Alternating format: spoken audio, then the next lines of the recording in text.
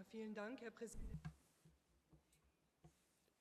Thank you, President. Ladies and gentlemen, I'd like to thank our rapporteurs for their work. I think it's important to cite further examples which underline why it's so important to discuss and find solutions to this issue. No money for foundations linked to parties, no vice presidents in the Bundestag, no vice chairs, 182 million euros taxpayers' money for the so-called fight against disinformation. In other words, a fight against the only party which contradicts the other parties on these points. Government representatives and members of majority parties have been calling for demonstrations against this. It would appear that the people who opposed are the silent majority. According to studies, most of them are left-wing and Green participants. In schools, despite a ban on indoctrination, there's still a consensus regarding one-way indoctrination of children on the basis of government values.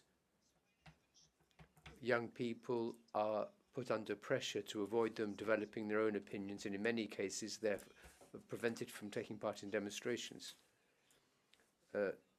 Interior ministers want to intervene with propaganda at children at nursery school age. What country am I talking about?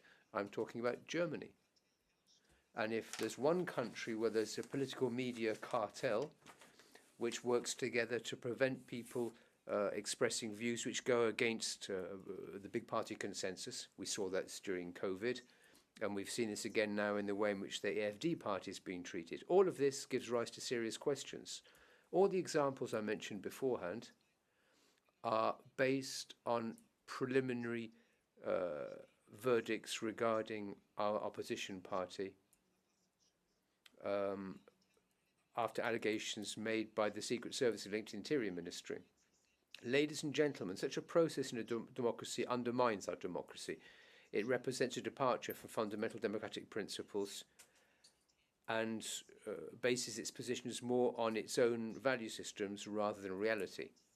This is why we feel it's important to ensure that we have popular consultations, referenda, so as to ensure that the people of a country are able to help contribute to their governance, so as to prevent any further deepening of the gulf between them and politicians.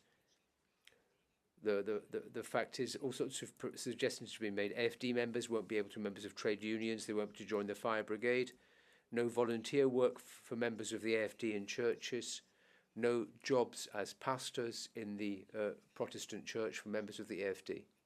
Ladies and gentlemen, in Germany, we need your help. Thank you.